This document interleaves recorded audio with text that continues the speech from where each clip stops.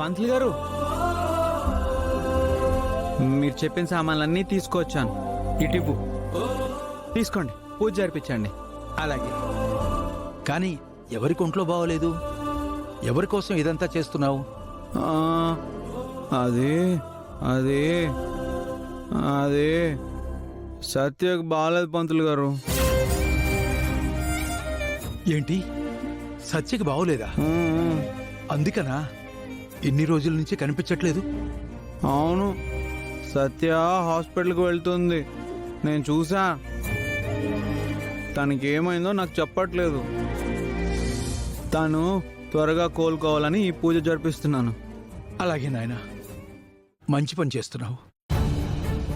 నీలాంటి కల్మషం లేని మనిషి చేసే ఈ పూజ ఖచ్చితంగా ఫలిస్తుంది. ఆ భగవంతుడి అనుగ్రహం నీకు దొరుకుతుంది. ముందు నేను సత్య పేరు మీద అర్చన చేస్తాను. తర్వాత నువ్వు ఏ కార్యక్రమం చేయాలో చెప్తాను. ఓం శాంతాకారం భుజగశయనం పద్మనాభం సురేశం విశ్వాకారం గగన సదృశం మేఘవర్ణం శుభాంగం లక్ష్మీకాంతం కమలనయనం యోగి ధ్యానగమ్యం.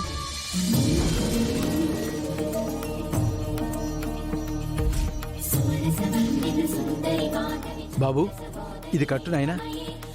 ఇదిగో ఈ కుండ కట్టు.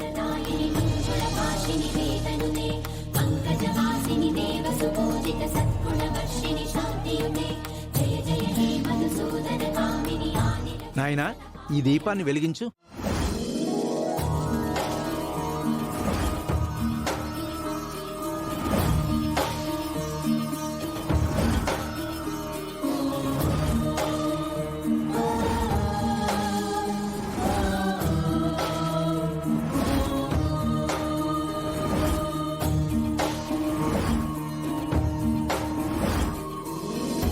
నాయనా, ఈ అఖండ జ్యోతిని తల మీద పెట్టుకుని ఆ భగవంతుని మనసులో తలుచుకొని మెట్ల మీద మోకాళ్లతో ఎక్కి ఈ అఖండ జ్యోతిని హోమగుండంలో వేసి భగవంతుడికి సమర్పించు.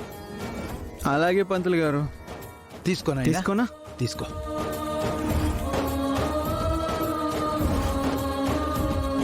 ఓం శ్రీమన్మహాగణాధిపతే నమః.